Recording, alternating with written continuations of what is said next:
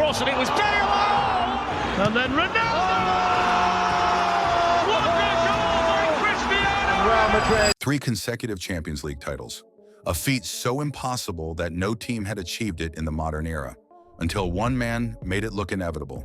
When Zinedine Zidane walked into the Real Madrid dressing room in January 2016, he inherited a squad on the brink of crisis, 4 points behind Barcelona, trophyless that season, and with whispers of dressing room unrest. He was a rookie manager with no prior experience at the top level. What happened next would rewrite the history books and create the most dominant European dynasty football has ever witnessed. The mastermind takes charge. Zidane's appointment raised eyebrows across the football world. Here was a man whose only managerial experience came from coaching Real Madrid's B team, Castilla, where he'd struggled initially, winning just 1 of his first 6 games. But Zidane possessed something no tactical manual could teach, an understanding of greatness from the inside out. As one of football's greatest players, he knew what champions needed to hear, and more importantly, what they needed to feel. His first move wasn't tactical wizardry written on a whiteboard, it was psychological.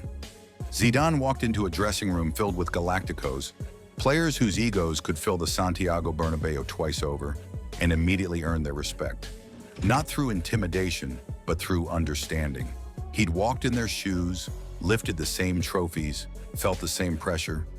The players didn't just respect Zidane, they believed in him, but belief alone doesn't win trophies.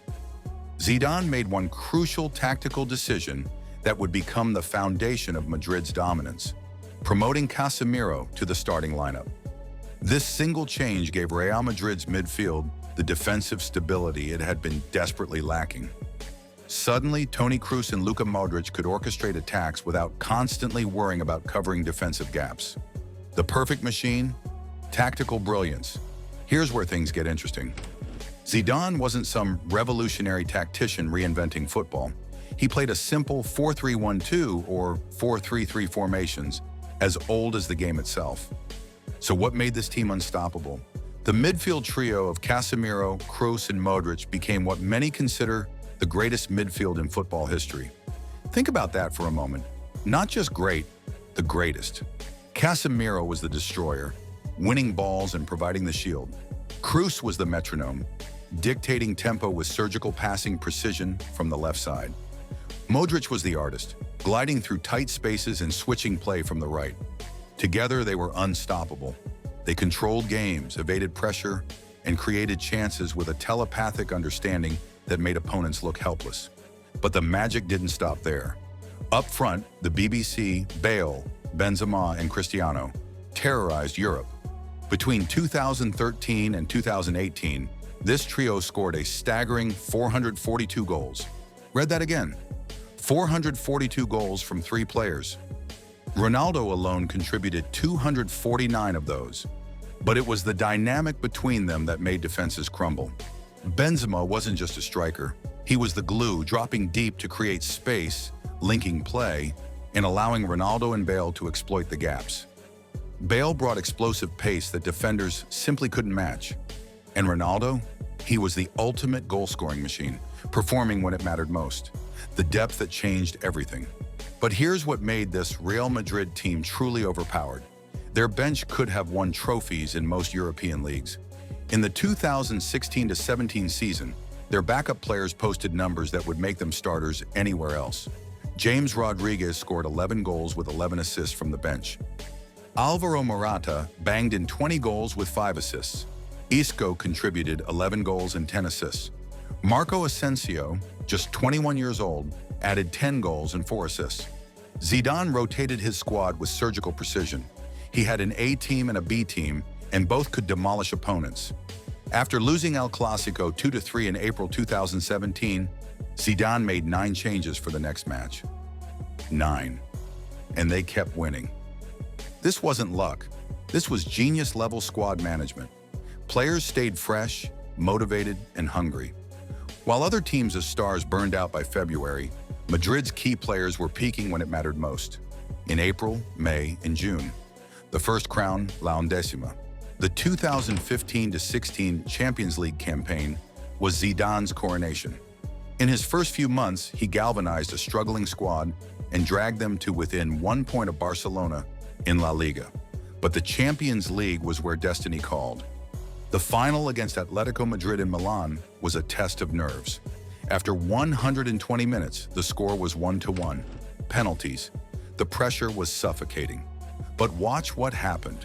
Cristiano Ronaldo stepped up to take the decisive spot kick, ice running through his veins, and smashed it home. Real Madrid had La Undécima, their 11th European Cup. Zidane, in his first season as a top-level manager, had achieved what many veteran coaches never would: the unprecedented back-to-back glory. If winning one Champions League is the pinnacle of club football, defending it is borderline impossible. No team in the modern Champions League era had successfully defended their title, until Zidane's Madrid made it look routine. The 2016-17 season was Madrid at their absolute peak. They steamrolled through Europe, but the final in Cardiff against Juventus was supposed to be different. Juventus had the best defense in Europe, conceding just 3 goals in the entire Champions League campaign. They were the immovable object. Madrid were the unstoppable force. What followed was a masterclass. Real Madrid didn't just beat Juventus, they embarrassed them, winning 4-1. Cristiano Ronaldo scored twice, including a goal that brought his season tally to 42 in all competitions. Casemiro, the defensive midfielder, even got on the score sheet with a long-range rocket. Madrid had conceded 4 goals to a team that had only conceded 3 all tournament. The statement was clear: we are inevitable. That season, Madrid also won La Liga, ending Barcelona's domestic dominance with 106 goals scored and just 3 defeats all season. They held top spot for 28 of 38 match weeks. This wasn't just success, it was suffocation. The three-peat making history. By the 2017-18 season, opponents knew what was coming. Beat Paris Saint-Germain in the round of 16. Destroy Juventus in the quarterfinals. Overcome Bayern Munich in the semis. All of these teams were champions of their domestic leagues. This was the hardest possible route to the final, and Madrid crushed them all. The final in Kyiv against Liverpool should have been Liverpool's moment. They'd scored 47 goals in the Champions League that season, breaking records with their attacking football. But football has a way of bending to Madrid's will. Gareth Bale came off the bench, yes, the bench, and within 2 minutes he produced arguably the greatest goal in Champions League final history. An overhead bicycle kick so perfect, so audacious that even Cristiano Ronaldo, who'd scored his own bicycle kick against Juventus that season, stood in awe. Real Madrid won 3-1, 3 consecutive Champions League titles.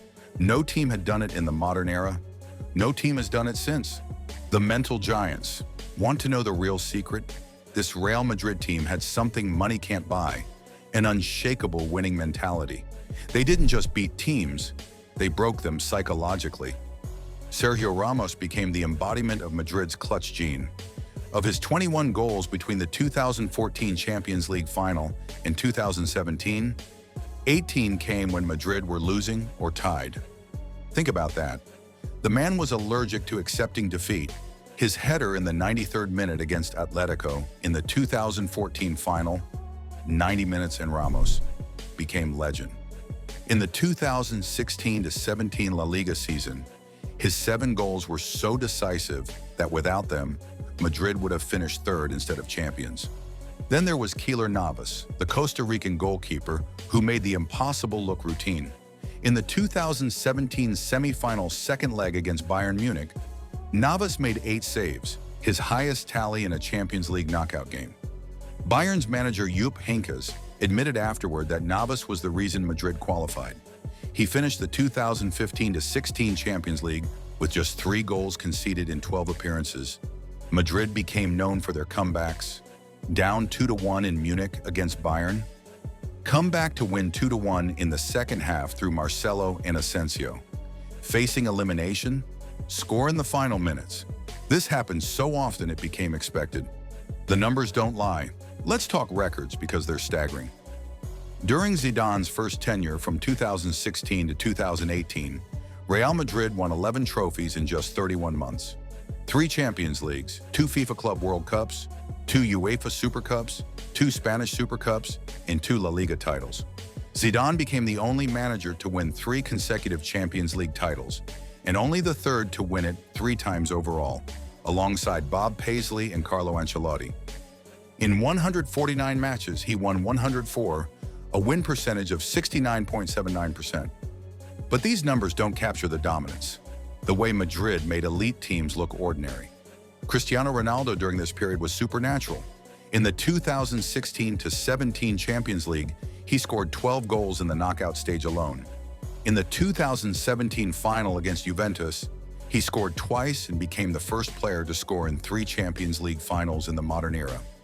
His overall Real Madrid numbers are mind-boggling: 450 goals in 438 appearances. Why they were truly overpowered. So what made this team the most overpowered in history? It wasn't just talent. Other teams had world-class players. It wasn't just tactics. Madrid's system was relatively simple. It was the perfect storm of factors coming together at precisely the right moment. They had the greatest midfield trio ever assembled, controlling every game. They had the most lethal attacking trio, devastating defenses week after week. They had unbelievable depth that kept players fresh and competition fierce. They had a goalkeeper pulling off miracle saves when it mattered. They had a captain scoring in the 93rd minute when defeat seemed certain. They had a manager who understood champions because he'd been one. But above all, they had belief, an unshakable conviction that Real Madrid always finds a way. That mentality was Zidane's greatest gift to this team, the ability to win even when they shouldn't. Other teams may win more domestic titles. Others may dominate their leagues with higher points totals. But no team in modern football has conquered Europe with the consistency, the style, and the sheer inevitability of Zidane's Real Madrid. They were quite simply the most overpowered team football has ever seen, and we may never witness anything like it again.